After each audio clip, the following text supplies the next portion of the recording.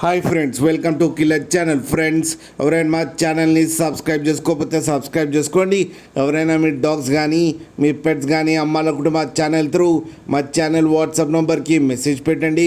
Friends, ఇవాళ మీకోసం show quality సిజ్జు puppies తీసుకురావడం జరిగింది. ఇది హైదరాబాద్ దగ్గర తార్నాకలో అవైలబిలిటీలో ఉంది.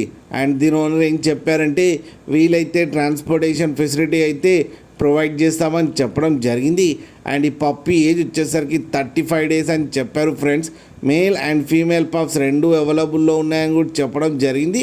ప్రైస్ అయితే మనకి మెన్షన్ చేయలేదు.